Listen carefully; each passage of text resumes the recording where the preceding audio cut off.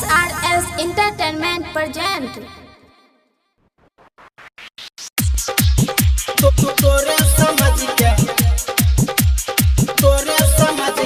DJ Santosh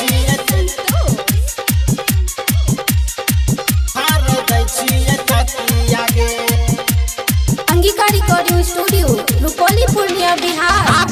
सपना में छौरी रोजे रोजे रतिया के आप सपना में छौरी रोजे रोजे रतिया के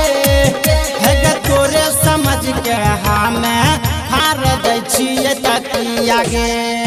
है गे तोरे समझ के हमें हार दै छियै तकिया गे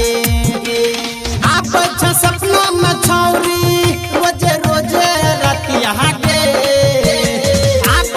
सपना में छौरी रोजे रोजे रतिया के है गे तोरे समझ के हमें हार दै छियै तकिया गे है गे तोरे समझ के हमें हार दै छियै तकिया गे तोरे समझ के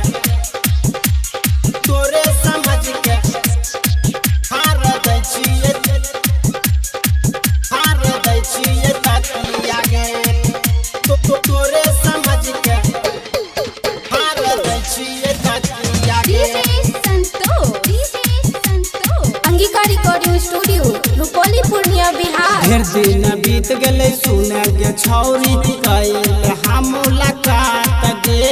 फोन पर बात करी बिगड़े छै हमर हालात गे बिगड़े छै हमर हालात गे बिगड़े छै हमर हालात गे सुन ढेर दिन बीत गए सुने गे छौरी कैल हम मुलाकात गे फोन पर बात करी बिगड़े छै हमर हालात गे कोनो बहाना कोई करी मिले आबे न हटिया गे कोनो बहाना कोई करी मिले आबे न हटिया गे हे गे तोरे समझ के हमें हार दै छियौ तकिया गे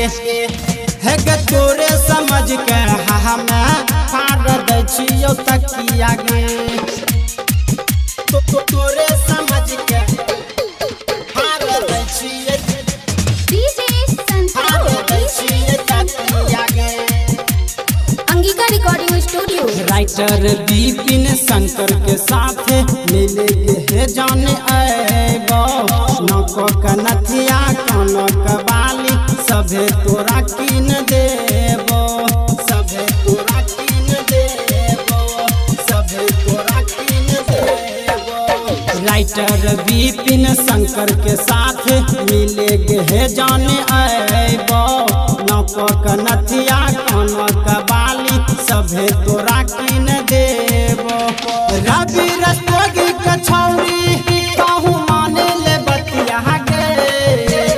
रवि रस्तोगी के छौरी सुन माने ले बतिया गे हे गे तोरे समझ के हमें हार दै छियै तकिया गे हाँ तोरे समझ के हमें हार दै छियै तकिया गे हाँ तोरे समझ के हमें हार दै छियै तकिया गे सुन गे SRS Entertainment present